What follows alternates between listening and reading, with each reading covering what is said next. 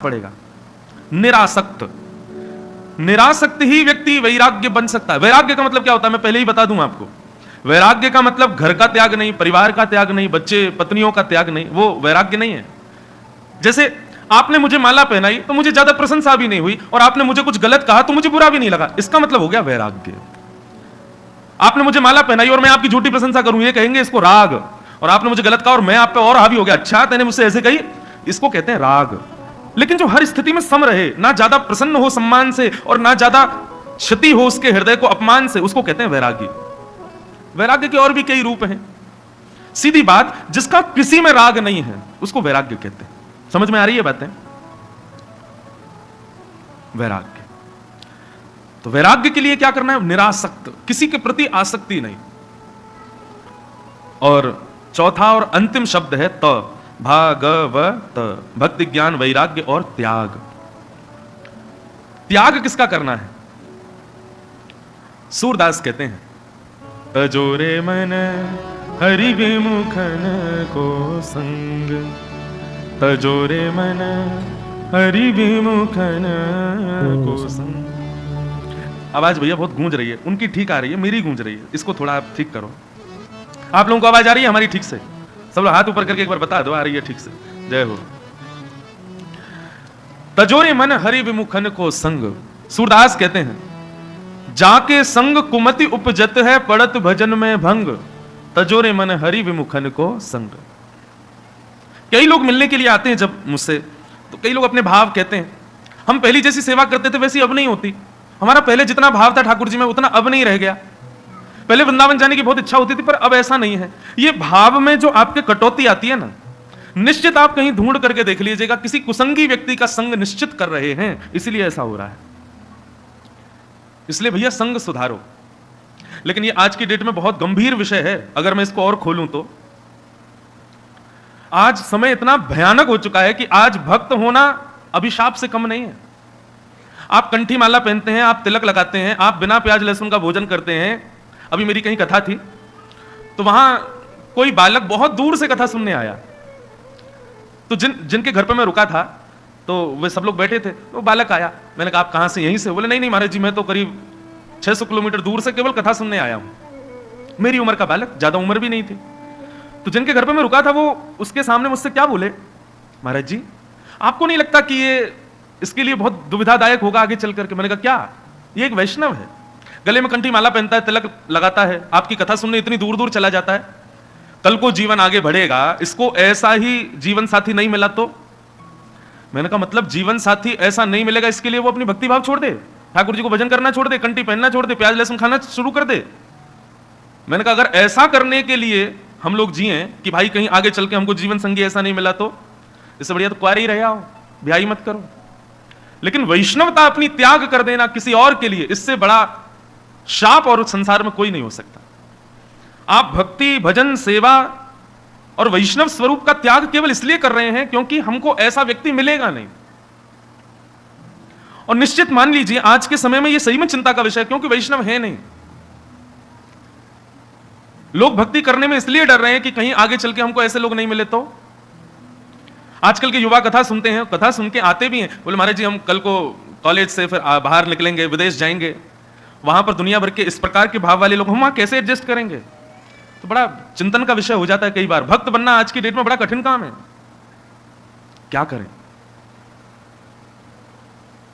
सूरदास तो कहते हैं तजोरे मन हरि विमुखन को संग। सूरदास जी ने स्पष्ट कर दिया अपने पद में, तन से त्याग नहीं करना है, तजोरे मन हरि विमुखन को संग। शब्दों को थोड़ा ध्यान से सुनना। कई बार कई लोगों को हम तन से नहीं छोड़ सकते, हमारे परिवार के ही हैं, उसका त्याग कर पाना संभव नहीं हमारे लिए, तो क्या करें? मन से त्याग करो, मन से उसको छोड़ दो। सती ने राम जी की परीक्षा ली, सीता जी का रूप बना करके गई, राम जी के आगे आगे घूमने लगी। राम जी तुरंत पहचान गए सती हैं और तुरंत कहा मैया अकेली आई हो, बाबा विश्वनाथ नहीं आए आपके साथ? सोई सती घबरा गई और ये पहचान गए, भागी वहां से, पुनश्च सती रूप धारण किया। महादेव को जब ये पता चला कि ये सती सीता का रूप धारण करके गई, तो महादेव ने उनका तन से त्याग नहीं किया, उनको छोड़ दिया हो या उनका त्याग, ऐसा नहीं किया, केवल एक काम किया, जो आसन हमेशा बगल में लगाते थे वो सामने रख दिया, मन से त्याग किया। आप अब हमारी पत्नी के योग्य नहीं हो, क्यों? आपने मेरी मां का रूप धारण कर लिया, अब मैं आपको पत्नी रूप में कैसे स्वीकार कर सकता हूं? सती रही शिव के साथ ही, उन्होंने त्याग नहीं किया, केवल जो व्यवहार था उसमें ही परिवर्तन आ गया। और ये व्यवहार का परिवर्तन बहुत कुछ कर जाता है जीवन में। इसलिए भैया वैष्णव जो नहीं है उनके साथ व्यवहार में परिवर्तन कर लो, तन से बिल्कुल मत छोड़ो, रहो साथी, निभाओ सब। लेकिन फिर व्यवहार किसे कहते हैं? व्यवहार पर ही संसार टिका है। मां का पुत्र के प्रति व्यवहार, पत्नी का पति के प्रति, सास का बहू के प्रति, ये व्यवहार से ही सब संसार चल रहा है। हम सब व्यवहार धर्म में ही जीते हैं। मैं आया, आप लोगों ने प्रणाम किया, यह भी एक व्यवहार है, व्यवहार पे ही सब जीते हैं। तो जो हरि विमुख कराने वाले हैं, जो हरि विमुख हैं, उनके प्रति फिर व्यवहार केवल संसारिक व्यवहार में ही रहना है, वास्तविक व्यवहार नहीं करना है। तजोरे मन हरि विमुखन को संग, जाके संग कुमति उपजत है, पड़त भजन में भंग। या तो आपकी भक्ति ऐसी हो कि वो भी वैष्णव बन जाए, लेकिन नहीं बन पा रहा तो फिर त्याग करो, अपनी भक्ति को क्यों ठेस पहुंचाओ। तजोरे मन हरि विमुखन को, कहा होत पे पान कराए, विष नहीं तजत भुजंग, तजोरे मन हरि विमुखन को संग। बहुत सुंदर पद है सूरदास जी का। अच्छा, ये और 7 दिन कथा में आपको पद ज्यादा सुनने को मिलेंगे, और वो भी हमारे भाव के ऊपर है, आएंगे तो ही गाऊंगा, तो आप लोग वो भी ध्यान रखिएगा, सुनिएगा ध्यान से। पदों में बहुत सार छिपे हैं जीवन के। तो भक्ति, ज्ञान, वैराग्य और त्याग, इन चारों का समूह जहां विद्यमान है उसी को कहते हैं भागवत। इन चारों के अलावा और कुछ आपको यहां नहीं मिलेगा। भक्ति, ज्ञान, वैराग्य और त्याग, और इन चारों की भी चरमोत्कृष्ट स्थिति प्राप्त होगी। इसलिए बहुत ध्यान पूर्वक, धैर्य पूर्वक, आनंद पूर्वक सब लोग सुनिएगा। बीच बीच में जो जो भक्तों के भाव आएंगे वो भी हम कहेंगे। आओ, आज प्रथम दिन है, तो पहले दिन भागवत में महात्म कहने का नियम है। पहले दिन महात्म सुनाया जाता है। महात्म मतलब महत्व। भागवत का महत्व क्या है? हम संसारी लोग, कलयुग के लोग हैं, और कलयुग के लोगों में महत्व जाने बिना कोई क्रिया करने की स्थिति थोड़ी कम होती है। लोग पूछते हैं, महाराज जी नाम जप करने से क्या होता है, एकादशी व्रत करने से क्या होता है? जब तक महत्व हम जान नहीं जाते हमारी क्रिया में रुचि नहीं बनती।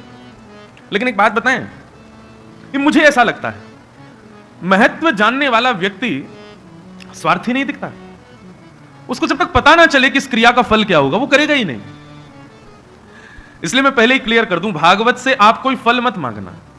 यहां कथा सुनने का कोई फल मत रखिएगा अपने हृदय में कि इसका फल हमको ये मिले।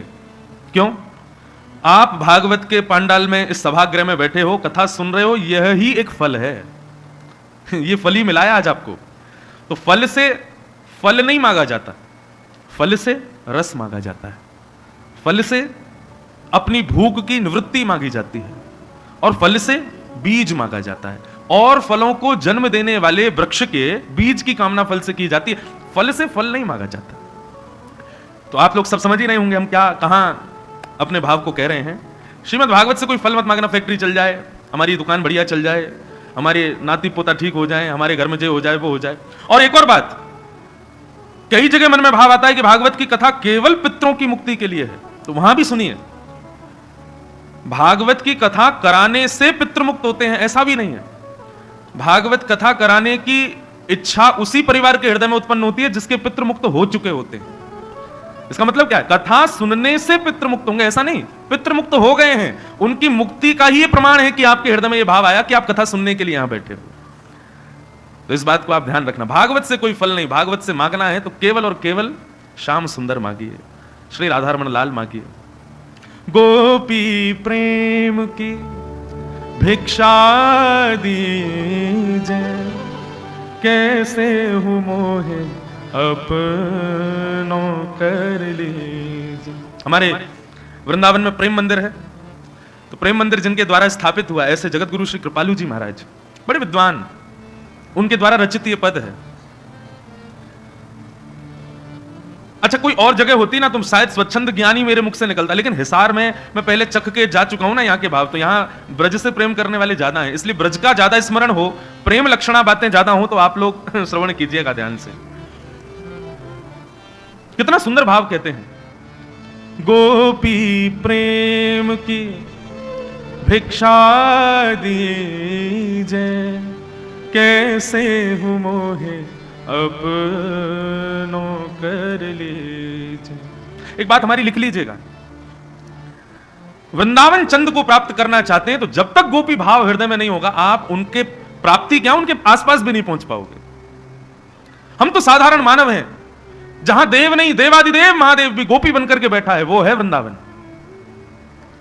गोपी प्रेम जब तक हृदय में नहीं होगा तब तक वृंदावन चंद, वृंदावन ब्रजचंद को प्राप्त आप नहीं कर पाओगे। श्री कृष्ण की प्राप्ति का भाव किंचित भी यदि हृदय में है तो गोपी भाव हृदय में होना चाहिए। गोपी भाव किसे कहते हैं? गोपी भाव का मतलब आजकल वृंदावन में गोपी भाव अलग हो गया है। श्रृंगार को गोपी भाव समझते हैं, गोपियों जैसी ड्रेस पहनने को गोपी भाव समझते हैं, तिलक लगाने से राधा राधा यहां लिखवाने से सोचते हैं ये गोपी भाव है।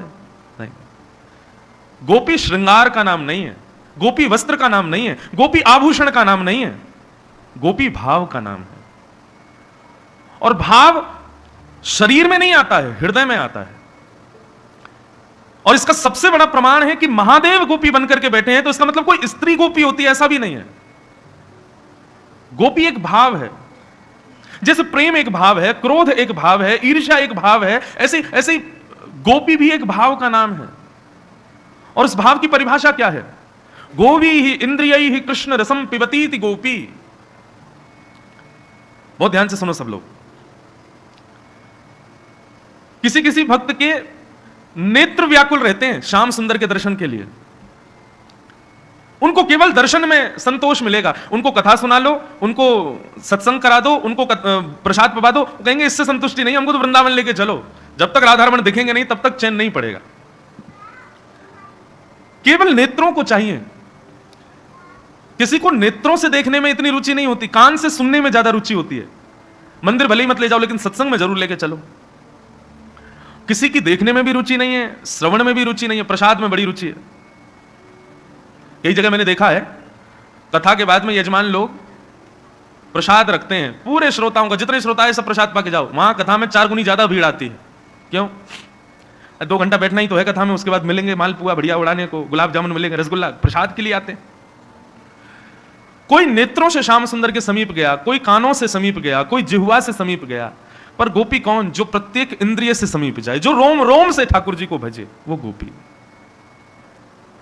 इसलिए कह रहे हैं गोपी प्रेम की भिक्षा दीजिए, कैसे हूं मोहे अपनों कर लीजिए। गोपी, गोपी का स्वरूप बताया भागवत में। या दोहने बहनने मथनोपलेप प्रेंखे खनार भरुदितो क्षणमार जनादो। गोपी की दिनचर्या कैसी? तो ब्रज की गोपियों के लिए बताया, या दोहने, जब गोपी गाय का दूध निकालती है तो दूध निकालने में दूध की धार से जो ध्वनि आती है ना, आपने कभी दूध निकाला तो नहीं होगा खैर, लेकिन दूध निकालते हुए कोई बड़े बूढ़े लोगों ने भले ही देखा हो, लेकिन कभी दूध निकाले कोई तो वहां खड़े होकर देखना, आवाज आती है घर घर घर घर घर घर, ऐसे ध्वनि आती है।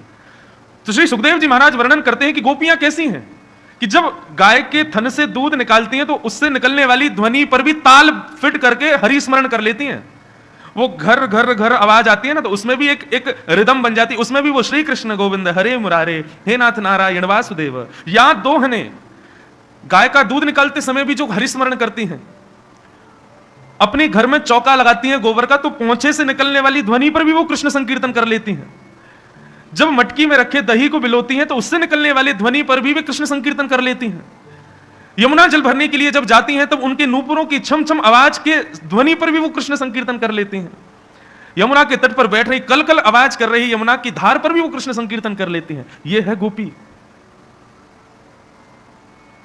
जो अपनी प्रत्येक स्थिति, प्रत्येक परिस्थिति, प्रत्येक भाव में कृष्ण को खोजे, वो है गोपी।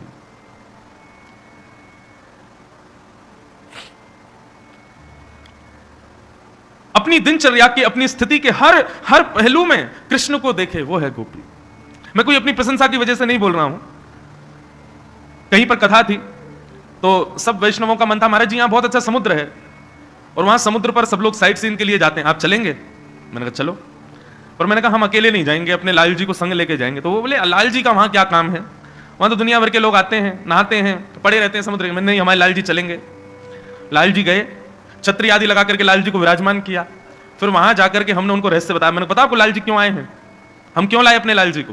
बोले क्यों लाए महाराज जी? मैंने कहा ये हमारे लिए समुद्र है, लेकिन हमारे लाल जी के ससुर जी हैं, ये लक्ष्मी प्रकट हुई है समुद्र से, तो आज लाल जी अपने ससुर जी को प्रणाम करने आए हैं। अपनी हर स्थिति में कृष्ण संबंध खोजे, अपने हर व्यवहार में, अपने जीवन के प्रत्येक क्षण में कृष्ण कहां है ये विचार जो करे, वो है गोपी। हिसार में भी कथा थी 1 महीना पहले, तो शायद एक दिन थोड़ी देर के लिए लाइट गई थी, बहुत कम समय के लिए। तब एक भाव मन में आया था कि मीराबाई का स्वभाव कैसा था पता है? मीराबाई सब जगह कृष्ण को खोजती थी। कोई उपेक्षित व्यक्ति जिसका रंग काला, जिसको कोई देखना भी नहीं चाहता, सब हंसी उड़ाते हैं, अरे देखो कितना काला काला, कालिया घूम रहा है, कलूटा घूम रहा है। वो मीराबाई के सामने भी चले जाते हैं, मीराबाई कहती हैं तुम कितने सौभाग्यशाली हो। वो व्यक्ति कहता मेरा क्या सौभाग्य, सब तो मेरे से मुंह फेर लेते हैं, सब मुझसे नजर चुराते हैं, मैं काला हूं, आप कह रही हो तुम्हारा बहुत सौभाग्य। हाँ ना, तुम्हारा सौभाग्य। क्यों? कृष्ण ने अपना रंग तुमको दिया है। कोई यदि थोड़ा टेढ़ी सी तिरछी सी चाल चलता, मीराबाई उसके, सब तो उसका मजाक उड़ाते, लेकिन मीराबाई उसको भी कहती कि ठाकुर जी ने अपनी भंगिमा तुमको दी है, जैसे ठाकुर जी भंग है, त्रिभंग है, ऐसे तुमको भी दी है। हर स्थिति में कृष्ण को खोजे, कृष्ण को पाए, कृष्ण को भजे, वो है गोपी। प्रहलाद जी को विष दे दिया हिरण्यकश्यप के समस्त सैनिकों ने। प्रहलाद जी बोले भैया ये क्या लाए हो काला काला पात्र में? सैनिकों ने कहा, बोले तेरे कृष्ण का चरणामृत है। प्रहलाद जी बोले अरे चलो झूठे, झूठ बोलते हो, चरणामृत तो सफेद होता है, चरणामृत तो केसर बड़ा हो तो पीला होता है, ये काला काला है। तो एक सैनिक ने ऐसे ही बोल दिया, बोले तेरा श्याम सुंदर भी काला है ना, उसको हमने रगड़ रगड़ करके पंचामृत निकाला, तो ये तेरा पंचामृत भी काला हो गया। प्रहलाद जी को इतना विश्वास हो गया कि विष को पंचामृत समझ करके 4 बार तो प्रणाम किया, जय हो मेरे ठाकुर जी का चरणामृत है, जय हो मेरे राधारमन लाल जी का चरणामृत। और जैसे ही पान किया, सैनिक बोले बस अब ये पधार जाएगा। प्रहलाद जी हंसने लगे, नाचने लगे, बोले बड़ा स्वादिष्ट था। सैनिक बोले मर क्यों नहीं रहा है? सुबह से शाम हो गई। सैनिक बोले भाई हमने तुझे विष दिया था, तू मरा क्यों नहीं? प्रहलाद जी बोले आपने विष दिया था, लेकिन मेरी भावना थी कि वो वास्तव में मेरे ठाकुर जी का चरणामृत है। जो अपनी हर स्थिति में, हर परिस्थिति में, हर व्यवहार में कृष्ण को खोजे, वही तो गोपी। इसलिए वृंदावन के रसिक जन गाते हैं, गोपी प्रेम की भिक्षा दीजे, कैसे हूं मोहे अपनो कर लीजे, तुर गुण गावत दिवस बितावत, दृग बरसावत, मैं हूँ प्रेम विभोर, श्री राधे कीजे कृपा की को, सरस किशोरी बयस की ठोरी, रति रस बोरी, कीजे कृपा की कोर, श्री राधे कीजे कृपा की कोर। गोपी प्रेम, इसको समझना साधारण बात नहीं बंधुओं। नारद ब्रह्मा आदि देवताओं की भी जब बुद्धि चकरा जाती है गोपियों के भाव समझने में, तो हम तो साधारण मानव, समझना है ही नहीं। एक बात आप हमारी निश्चित मान लीजिए, भक्ति समझने का विषय नहीं, बुद्धि मत लगाओ भक्ति में। जो बात बात पर बुद्धि लगाते हैं ना, ऐसा करें नहीं करें, ये करें नहीं करें, ऐसा होगा नहीं होगा, प्रेम लक्षणा भक्ति बुद्धि लगाने का विषय नहीं है। बुद्धि लगानी नहीं, बुद्धि को तो कौन रखो वहां पे। गोपियां कभी बुद्धि नहीं लगाती। तो महात्म महत्व जानने की इच्छा स्वार्थी लोगों में होती, मेरा ऐसा मानना है। परंतु आप लोग आज महात्मा की कथा को महत्व जानने की भावना से मत सुनिएगा। भागवत हमें मिली है, हमें उसका महत्व नहीं जानना, हमें कोई स्वार्थ नहीं है कि कथा सुनने से क्या मिलेगा। बस हमारे तो श्याम सुंदर हमारे हो जाएं, हम उनके हो जाएं, बस। इससे ज्यादा हमको महत्व जानने की इच्छा नहीं। परंतु क्रम है, फिर भी हम महात्मा को सुनाते हैं। आओ आज प्रथम दिवस के महात्मा में प्रवेश करते हैं। भागवत के महात्मा का पहला श्लोक। सच्चिदानंद रूपाय विश्वोत्पत्त्यादि हेतवे तापत्रय विनाशाय श्री कृष्णाय वयं नुमः। सच्चिदानंद रूपाय, भगवान के 3 रूप हैं, सत्य, चैतन्य और आनंद। स्वरूप भगवान के अनेक हैं। हमारे वृंदावन आओ, स्वामी श्री हरदास जी महाराज ने जैसा विचार किया ठाकुर जी वैसे प्रकट हो गए। हरिवंश महाप्रभु की जैसी कामना थी राधा वल्लभ लाल वैसे प्रकट हो गए। गोपाल भट्ट गोस्वामी के सौंदर्य के पीछे कामना थी तो शालिग्राम से श्री राधारमन लाल प्रकट हो गए। मीराबाई के लिए गिरधर गोपाल प्रकट हो गए। एक अभी उड़ीसा में एक मंदिर है, वहां ठाकुर जी का नाम है टोटा गोपीनाथ। कौन से गोपीनाथ? टोटा गोपीनाथ कैसे हैं? चैतन्य महाप्रभु के एक भक्त हुए, एक बार कथा सुना रहे थे और चैतन्य महाप्रभु बैठ के सुन रहे थे। बहुत ध्यान से सुनिएगा, सब लोग इधर देखो, यहीं देख के कथा सुनो बस। तो चैतन्य महाप्रभु के भक्त कथा सुना रहे थे, महाप्रभु जी बैठ करके सुन रहे थे। इतने में ही पता नहीं क्या कोई विरह का प्रसंग ऐसा कह दिया कि चैतन्य महाप्रभु को लगा कि ठाकुर जी कहीं चले गए मुझे छोड़ के। और थोड़ी देर के लिए महाप्रभु जी बैठे बैठे कथा सुनते सुनते अपने आसपास ऐसे हाथ पृथ्वी पर कुरेदने लगे। तो जिस भूमि पर वो बैठे थे मिट्टी थी वहां की मिट्टी को ऐसे खोदने लगे और ढूंढने लगे, नाथ हाँ नाथ कहां हो, हाँ नाथ कहां हो। इतना विरह हुआ कि खोदते खोदते अंदर से त्रिभंग लली ठाकुर जी का एक स्वरूप उनके हाथ पड़ गया, स्पर्श में आ गया। जैसे ही खोद करके निकाला तो ठाकुर जी का त्रिभंग लली स्वरूप। त्रिभंग लली किसको कहते हैं बंधु? जहां 3 भंगिमाएं हों उसको त्रिभंग कहते हैं। भंग मतलब टेढ़े। पहला भंग चरण, दोनों चरण ऐसे हैं ठाकुर जी के। दूसरा भंग कमर, कमर भी ठाकुर जी की थोड़ी सी ऐसे निकली हुई सी। अब मैं कैसे बताऊं बन के, आप सबको पता, आप सबके घर में वैसे ज्यादातर लड्डू गोपाल हैं, लेकिन जिनके यहाँ युगल सरकार हैं वो तो सब समझ रहे हैं। तो पहले तो चरण भंग, दूसरी कमर भंग और फिर तीसरी हल्की सी नार भंग। ये है त्रिभंग, इसको कहते हैं त्रिभंग लली। तो बिहारी जी, राधा वल्लभ जी, राधारमण जी, हमारे वृंदावन में सबरे ठाकुर त्रिभंग लली हैं। तो ऐसे ही त्रिभंग लली ठाकुर जी प्रकट हुए। चैतन्य महाप्रभु ने उनको देखा, नाम रख दिया गोपीनाथ। और जो शिष्य कथा सुना रहे थे उन्हीं को ही दे दिया, बोले लो तुम्हारी कथा सुन के प्रकट हुए, आज से इनकी सेवा तुम करना।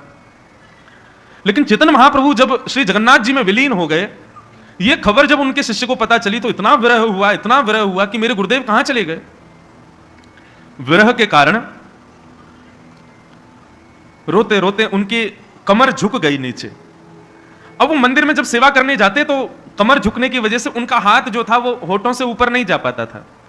तो गोपीनाथ जी की जब सेवा करते तो चंदन कभी गाल पे ही लग जाता, कभी ठोड़ी पे ही रह जाता, माथे तक पहुंच ही नहीं पाता हाथ उनका। दर्शनार्थी आके बताते, बोले बाबा अब आपकी कमर झुक गई है, आपसे सेवा होती नहीं है, आप कोई पुजारी रख लो। तो उन्होंने एक बंगाली पुजारी रख ली है सेवा में। 1-2 दिन तो पुजारी ने सेवा की, बाबा केवल जाके भजन करते मंदिर में। एक दिन ठाकुर जी स्वप्न में प्रकट हो गए। स्वप्न में प्रकट होकर बोले, बाबा मैं तेरे काजे प्रकट भयो और तेने कोई और को मेरी सेवा दे दी। बाबा बोले, ठाकुर जी अब मेरा हाथ ऊपर नहीं आ पाता, मैं आपकी सेवा नहीं, कमर झुक गई है मेरी, आपकी सेवा अच्छे से नहीं हो पाती, इसलिए मैंने एक पुजारी रखा है। ठाकुर जी बोले, हमको कुछ नहीं पता, हम आपके हाथ से सेवा कराएंगे। अगर कल वो पुजारी मंदिर में आया तो हम अंतर ध्यान हो जाएंगे। कोई पुजारी उजारी नहीं, आप आओ हमारी सेवा करने। बोले, नाथ श्रृंगार नहीं कर पाता, मुकुट नहीं पहना पाता, चंदन आपके गाल। बोले, कुछ भी हो, आओगे आप ही। दूसरे दिन बेचारे मंदिर खोलने के लिए मंगला में जैसे गए, पुजारी जी से कहा, आपकी छुट्टी, अब आप जाओ, हम ही करेंगे सेवा। बोले, कैसे करोगे, आपकी तो कमर झुक गई है। बोले, अब ठाकुर जी को वही रुचि है कि हम होठ पे ही चंदन लगाएं, तो फिर चलो। जैसे ही कपाट खोले मंदिर के तो भीतर देखे तो क्या हुआ, त्रिभंग लली ठाकुर जी जो खड़े थे वो बैठ गए, हाथ में बंसी लगे, टोंटा हो गए, नीचे की तरफ झुक गए।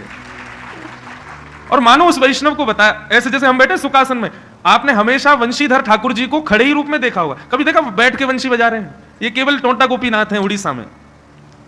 वो ऐसे हैं नहीं, अपने भक्त के लिए है गए टोटा, इसलिए उनका नाम पड़ गया टोटा गोपीनाथ। तो अपने भक्त के हृदय की भावना से ठाकुर जी रूप स्वरूप तो बहुत सारे धारण करते हैं, पर ठाकुर जी के रूप 3 ही हैं, सत्य, चैतन्य और आनंद। सच्चिदानंद रूपाय विश्वोत्पत्त्यादि हेतवे तापत्रय विनाशाय श्री कृष्णाय वयं नमः। तो स्वरूप भले ही कितने भी हों भगवान के, पर रूप 3 ही हैं, सत्य, चैतन्य और आनंद। सबसे पहला भगवान सत्य है। आप किसी भी मंदिर में चले जाओ, ठाकुर जी के सामने जाते ही आपके भीतर जितने रहस्य छुपे हैं आपके, सब अपने आप आपको दिखने लग जाएंगे, अपने आप प्रकट होने लग जाएंगे। क्यों? क्योंकि वो सत्य है। जैसे प्रकाश में आते ही खोई हुई वस्तु भी मिल जाती है, ऐसे ही आप चाहे कितने भी रहस्य अपने छुपा लीजिए, अगर आप वास्तव में ठाकुर जी के सामने गए तो निश्चित है कि आपके रहस्य जो भी छुपे हैं सब प्रकट होंगे, आएंगे भीतर से। क्यों? क्योंकि वो सत्य है। ठाकुर जी का पहला स्वरूप सत्य। ठाकुर जी का दूसरा रूप है चैतन्य। भगवान जड़ नहीं है और कभी जड़ मानना भी नहीं है। ये तो केवल एक साधारण मूर्ति है, कहीं बैठा दो, कुछ भी पहना दो, कुछ भी खिला दो, ऐसा नहीं होना चाहिए। ठाकुर जी साक्षात चैतन्य है। जैसे एसी से हमको सर्दी लग रही है, हीटर से हमको गर्मी लग रही है, हमको भूख लग रही है, प्यास लग रही है, ठीक वैसे ही ठाकुर जी भी चैतन्य है। कई लोग कहते हैं महाराज जी आप हमको सेवा के कुछ भाव बताओ, सेवा कैसे करनी चाहिए। केवल इतना समझ लीजिए, आप उनको मूर्ति मानना बंद कर दो, सेवा करनी नहीं पड़ेगी, अपने आप होती रहेगी। जो लोग केवल साधारण प्रतिमा समझ लेते हैं, मूर्ति मान लेते हैं, अष्टधातु की, चांदी की, सोने की, जिस भी भाव में, वो सेवा नहीं करते। फिर सेवा तो तभी होती जब आप उनको साक्षात ठाकुर जी समझो। हमारे वृंदावन की सत्य घटना, एक महाराज जी ठाकुर जी की सेवा करते थे, वो बड़े भाव से करते थे। इसी भाव से करते थे कि साक्षात चैतन्य हैं। अपने लिए भले ही व्यवस्थाओं में कटौती हो जाती थी, लेकिन ठाकुर जी के लिए पूरी व्यवस्था। ठाकुर जी को यदि सर्दियों में कुछ हीटर आदि लगाना है तो लगाते थे, गर्मियों में एसी की जरूरत तो करते थे। ऐसी भावना नहीं थी कि भगवान कहीं भी बैठा तो रह लेंगे, नहीं, बिल्कुल चैतन्य। आप कभी नाथ द्वार जाएं या हमारे वृंदावन में भी ऋतुओं के हिसाब से श्रृंगार, ऋतुओं के हिसाब से इत्र, ऋतुओं के हिसाब से ही वस्त्र। अभी जैसे जन्माष्टमी के बाद से ठाकुर जी के जो वस्त्रों का श्रृंगार है ना, वो धीरे धीरे अब बड़े होने लगेंगे। अभी गर्मी जब थी, जून जुलाई मई का महीना, तो ठाकुर जी कम कम वस्त्र पहन रहे थे, लेकिन अब धीरे धीरे बढ़ने लगेंगे। अब ठाकुर जी पूरी पूरी भांके पहनेंगे, मोजे पहनने लग जाएंगे, जैसी सर्दी आएगी हाथों में भी मोजे पहनेंगे, पांव में भी मुजरी पहनेंगे। इस प्रकार ठाकुर जी की सेवा की जाती। क्यों? ये नहीं मानते कि ये एक जड़ है, ऐसा मानते चैतन्य है। और मानते क्या है ही वो चैतन्य। चैतन्य सदा ठाकुर जी के प्रति चैतन्य भाव ही रखो, कभी भी उनको जड़ मत समझिएगा। जड़ समझते ही वो पाषाण ही है। फिर तो वृंदावन में वो महाराज जी उनको चैतन्य मान करके सेवा करते थे। एक बार महाराज जी को कहीं जाना पड़ा 2 दिन के लिए, तो अपने एक सेवक को बोल गए, सुनो तुम्हारे पास एक ही सेवा है क्या, हमारे ठाकुर जी की बड़े अच्छे से सेवा करना। तो उनका जो शिष्य था वो खुश हो गया, बोले गुरुजी हमको सेवा देके जा रहे हैं, अच्छे से करेंगे। अब गुरुजी तो चले गए। अब पीछे से उस चेला ने क्या किया, ठाकुर जी को देख करके उसको लगा इनमें बड़े मैल लग गए हैं, ठाकुर जी बहुत दिनों से बढ़िया से नहाए नहीं है, इनको आओ चलो आज बढ़िया से नवाएं। सारे वस्त्र आदि उतार के और जल से नवाता, पंचामृत से नवाता समझ में आता। उसने क्या किया, पानी में सरफ घोल लिया और सरफ घोल करके सरफ के पानी से ठाकुर जी को नवावे। अच्छा, इतने में भी उसके संतुष्टि नहीं हुई, तो उसने वो बर्तन मांजने वाली जो वो होती है कठोर सी, क्या बोलते हैं उसको, जो भी होती है वो, उससे लेकर के उसने रगड़े और मारे ठाकुर जी के हाथों पे, गाल पे, नाक पे, माथे पे। ठाकुर जी चमकने लगे। एक बात और बताएं, कई घरों में अष्टधातु के ठाकुर जी को वो एक केमिकल आता है, कभी कभी वो लगा देते हैं, उससे ठाकुर जी चमकने लग जाते हैं।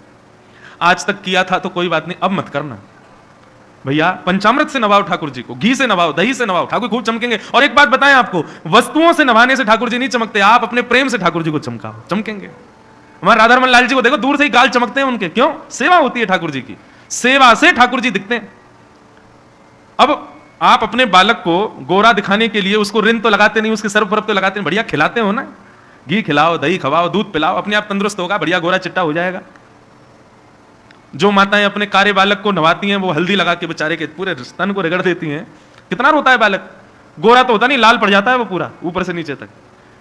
ठाकुर जी की सेवा भाव से करो, अपने आप ठाकुर जी चमकेंगे, उनको वस्तुओं की आवश्यकता थोड़ी है। अब महाराज उस सेवक ने वो सरफ गोल करके ठाकुर जी नवा दिए, ऊपर से घिस और दिए। उसको लगा गुरु जी खुश हो जाएंगे, ठाकुर जी चमक गए। बढ़िया श्रृंगार आदि करके उसने आरती पूजा करी, भोग लगाया ठाकुर जी का। गुरु जी को अगले दिन आना था। रात्रि में गुरु जी जिस शहर में गए हुए थे, वहां जैसे ही सोए तो स्वप्न में ठाकुर जी रोते हुए आए, और जहां जहां उसने घिसा था वहां वहां ठाकुर जी के घाव दिखाई दिए गुरु जी को स्वप्न में। गुरु जी बोले, जय जय, आपके माथे पे छिल कैसे गया, आपके हाथों से रक्त क्यों आ रहा है, ठाकुर जी आपके अंग प्रत्यंग ऐसे ऐसे क्यों हो गए? ठाकुर जी कुछ नहीं बोले, केवल अश्रुधार बहाते रहे नेत्रों से। महाराज जी समझ गए जरूर कुछ अनुचित हुआ है वृंदावन में। आधी रात में ही दौड़े वृंदावन, सुबह मंगला तक तो पहुंच गए। जैसे ही मंगला में पहुंचे तो चेला आरती कर रहा था ठाकुर जी की, ठाकुर जी चमक रहे थे। गुरु जी ने आके कहा, बोले ठाकुर जी इतने चमक क्यों रहे हैं? बोले गुरु जी अच्छे लग रहे हैं ना, मैंने बहुत जोर से नवाए ठाकुर जी। कल मैंने बढ़िया से बहुत सारा मैल था, सब छुड़ा दिया ठाकुर जी का, देखो कैसे बढ़िया लग रहे हैं। गुरु जी ने कहा सही से बताओ तुमने कैसे नवाए ठाकुर जी? बोले हमने ठाकुर जी को सरफ घोल करके पानी से और उससे घिस घिस के नवाए। गुरु जी रोने लगे, बोले अरे मूर्ख, ये तूने क्या किया? ये कोई मूर्ति थोड़ी है, कोई प्रतिमा थोड़ी है कि तू सरफ से नवा रहा है इनको, साक्षात लाल जी हैं। उसके बाद गुरु जी ने लेप बनाया और लेप बना करके जहां जहां स्वप्न में उनको घाव दिखाई दिए वहां वहां लेप लगा करके पट्टी बांधी ठाकुर जी के। 5-6 दिन तक रोज काढ़ा पिलाया ठाकुर जी को बना करके, तब जाके 6-7 दिन बाद स्वप्न में ठाकुर जी हंसते हुए दिखाई दिए कि अब हम स्वस्थ हो गए, हमारी जो भी पीड़ा थी अब वो सब निवृत्त हो गई थी। आप मानेंगे तो वो लीला करेंगे ना, नहीं मानो तो वो प्रतिमाएं कैसे भी रखो, कहीं भी ले जाओ, डलिया में लेके घूमो, कहीं भी बैठ जाओ, कुछ भी खिलाओ पिलाओ। ठाकुर जी चैतन्य है, जड़ नहीं है बंधु। और चैतन्य और जड़ता हमारे मानने से होती है। हम मानेंगे तो वो जड़ है, हम मानेंगे तो वो चैतन्य है। इसलिए भागवत के प्रथम श्लोक में ही कहा ठाकुर जी सत्य हैं, चैतन्य है। और जब सत्य और चैतन्य दोनों को स्वीकार करोगे तब तीसरी बात कही, तभी आपको सेवा में आनंद देंगे। सच्चिदानंद रूपाय, ठाकुर जी आनंद स्वरूप है। विश्वोत्पत्त्यादि हेतवे तापत्रय विनाशाय श्री कृष्णाय वयम नुमः। ऐसे सच्चिदानंद भगवान को हम आप सब लोग प्रणाम करते हैं। श्री कृष्णाय वयम नुमः। भागवत के महात्म्य का पहला श्लोक। अब महात्म्य यहां से प्रारंभ होता है। भागवत की कथा किसने किसको सुनाई, कैसे सुनाई, क्या कारण रहे, क्या क्या, वो सब अब यहां बताए जा रहे हैं। चिंतामणिर्लोक सुखम सुरुद्रुः स्वर्ग संपदम प्रयच्छति गुरु प्रीतो वैकुंठम योगी दुर्लभम। एक चिंतामणि होती है बंधु। चिंतामणि का प्रभाव क्या होता है कि उसको हाथ में लेके आप जो चिंतन करोगे आपको तुरंत मिल जाएगा। चिंतामणिर्लोक सुखम और सुरुद्रुः स्वर्ग संपदम, एक वृक्ष है उसका नाम है कल्प वृक्ष, उसके नीचे बैठ के जो सोचोगे वो मिल जाएगा। चिंतामणि लेकर के जो विचार करोगे वो मिलेगा, कल्प वृक्ष के नीचे बैठ के जो सोचोगे वो मिलेगा। लेकिन प्रयच्छति गुरु प्रीतो वैकुंठम योगी दुर्लभम, बहुत ध्यान से सुनिएगा। चिंतामणि से जो चिंतन करोगे वही मिलेगा, कल्प वृक्ष के नीचे बैठ के जो सोचोगे वो मिलेगा। लेकिन यदि आपके गुरु आपसे प्रसन्न हो गए, प्रयच्छति गुरु प्रीतो, गुरु यदि प्रसन्न हो गए तो गुरु वो प्रदान करेंगे जो चिंतामणि और स्वर्ग के कल्प वृक्ष के भी बस में नहीं है, वो आपको मिल जाएगा। इसलिए गुरु प्रीति को यहां प्रधान बताया गया। गुरु प्रसन्न किससे होते हैं? जो गुरु जी दक्षिणा से प्रसन्न होते हो वो गुरु जी हैं ही नहीं। गली गली में गुरु फिरे, हमसे दीक्षा ले, स्वर्ग जाओ चाहे नरक में, हमें बस लिफाफा दो, ऐसे गुरु जी नहीं। गुरु कौन?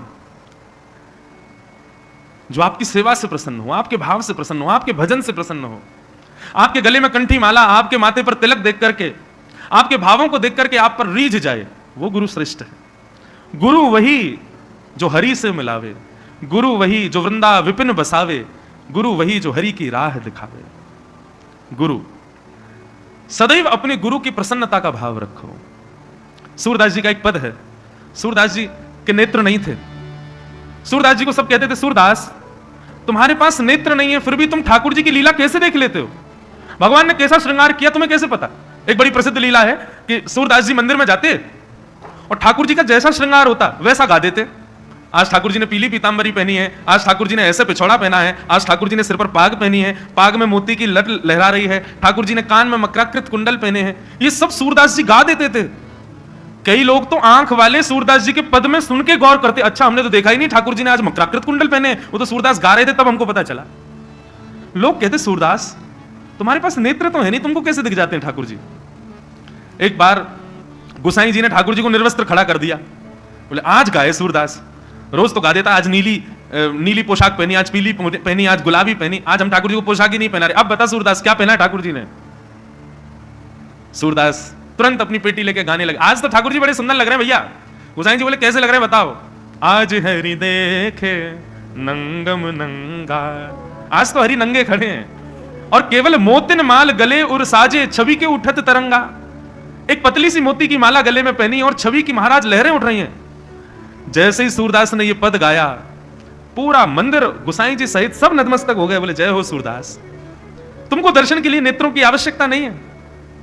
हम यहां संसार के लोग दो नेत्र तो हमारे हैं और आजकल दो नेत्र ऊपर से और पहनते हैं, उसके बाद भी ठाकुर जी दिखते नहीं है।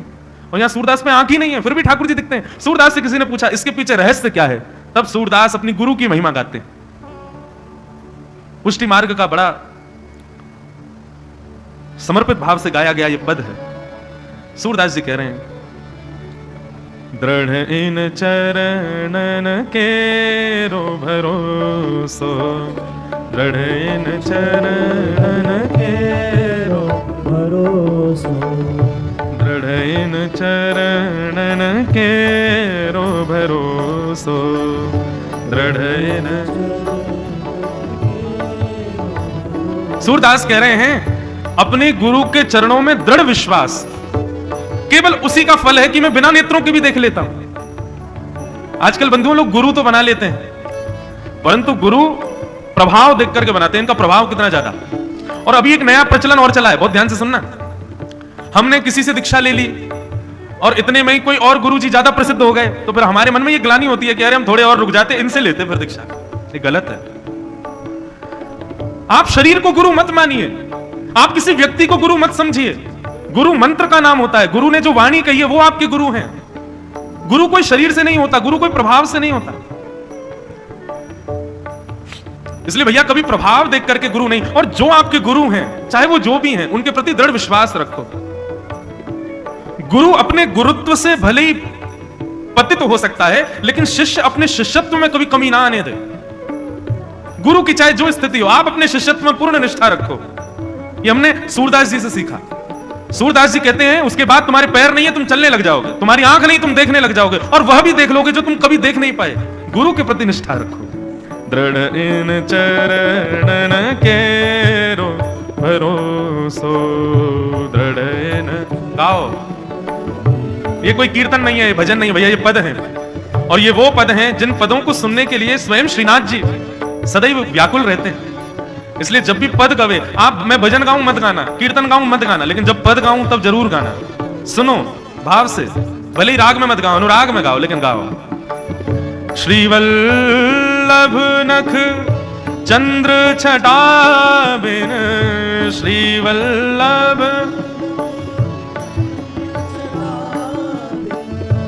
श्रीवल्लभ नख चंद्र छटा बिन, श्रीवल्लभ चंद्र छटा, सब जग माही अधेरो, सब जग माही दृढ़ इन चरणन के रो भरोसो, दृढ़ इन चरणन के रो भरोसो, दृढ़ इन चरणन के रो भरोसो, दृढ़ इन साधन और नाहिया कली में, साधन और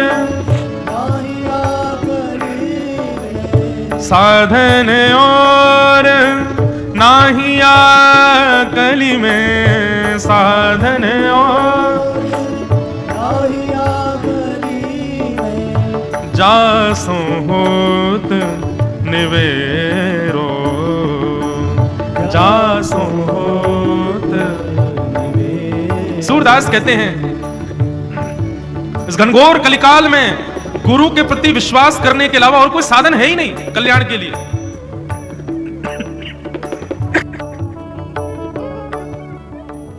रैदास का नाम सुना है? रैदास जी की गुरु दीक्षा कैसे हुई पता है? रैदास एक श्रेष्ठ कुल में जन्मे व्यक्ति नहीं थे, लेकिन इसका ज्यादा असर हमारे वैष्णव भक्तों में देखा नहीं जाता। कौन किस जाति से क्या है क्या, ये सब बातें संसारी लोगों की है।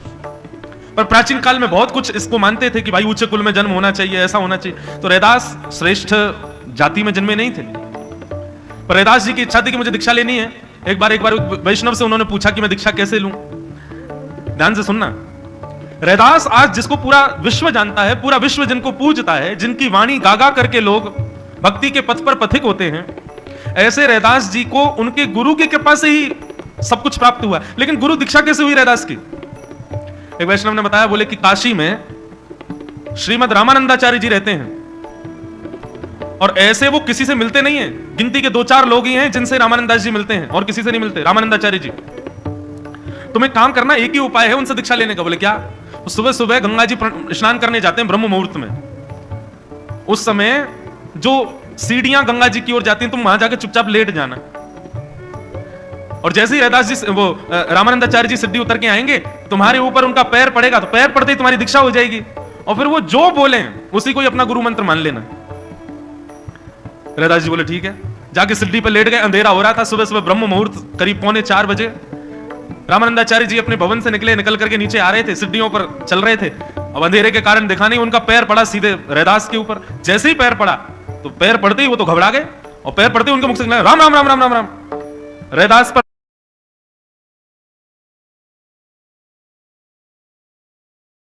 प्रणाम किया, भाग गए वहां से रैदास जी। बोले अब तो मेरी दीक्षा हो गई। और केवल उसी दीक्षा और उसी नाम के बल पर रैदास ने भक्ति की ध्वजा फहरा दी। वो ज्यादा अपने गुरु के पास बैठे भी नहीं, केवल गुरु के वचन के प्रति अटल विश्वास ने रैदास को भक्ति का सर्वश्रेष्ठ प्रतीक बना दिया।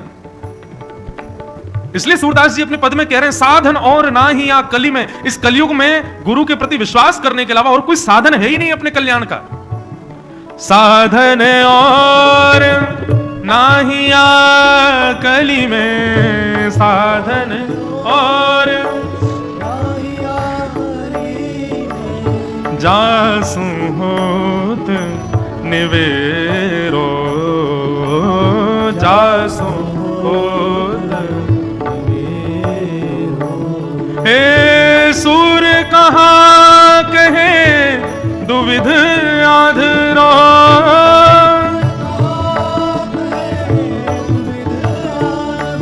हे सूर कहाँ कहे दुविध आधरो।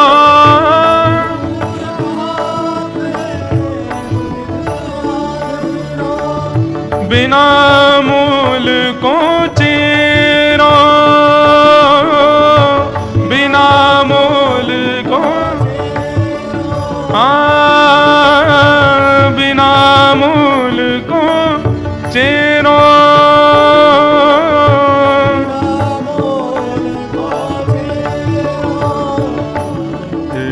दृढ़ चरणन के रो भरोसो, दृढ़ चरण, दृढ़ चरणन के रो भरोसो।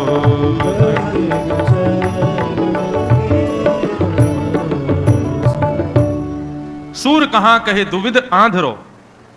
सूरदास कह रहे हैं मैं कहां से कह सकता हूं, मैं तो अंधा हूं।